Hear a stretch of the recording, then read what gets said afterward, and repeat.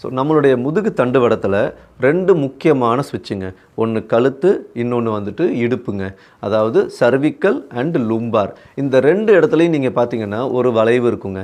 இந்த 2 வளைவுமே வந்துட்டு ஒரு சஸ்பென்ஷன் மாதிரி நம்ம உடம்புல வந்துட்டு வேலை செய்யுது. தலையோடைய வெயிட்டை கழுத்து ரிசீவ் பண்ணி அந்த இடத்துல டைல்யூட் பண்ணிடணும். அதுக்காக தான் அந்த வளைவு இருக்குது.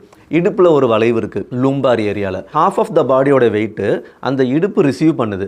அப்போ அந்த இடத்துல வளைவு கரெக்டாக இருந்தும் ஸ்ட்ரென்தனிங்காக இருந்தால் மட்டும்தான் ஹாஃப் ஆஃப் த பாடியோட வெயிட்டை அது ரிசீவ் பண்ணி டைல்யூட் பண்ணும்.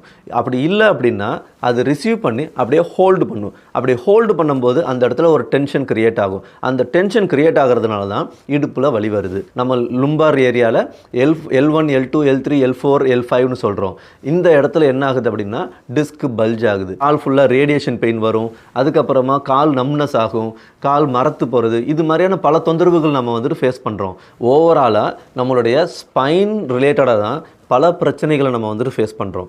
அதை எல்லாத்தையுமே நம்ம சரி பண்ணணும்னா இந்த முதுகு தண்டுவடத்தை நம்ம ஆரோக்கியமாக வச்சுக்கணும். இந்த முதுகு தண்டுவடத்தை நம்ம ஆரோக்கியமாக வச்சுக்கணும்னா அதில் நம்ம ஒரு 4 மொபிலிட்டி ஒவ்வொரு நாளும் கொடுத்துக்கிட்டே இருக்கணும். அதுக்கு நம்ம ஸ்பெண்ட் பண்ண போகிற டைம் ஒரு 10 நிமிஷமோ ஒரு 15 நிமிஷம் தான். Forward action, back arch, twist, lateral. இதை நம்ம எல்லாமே எப்படி பண்ணணும்னா நம்ம மூச்சு காத்தோட கோஆர்டினேட் பண்ணி தான் செய்யணும்.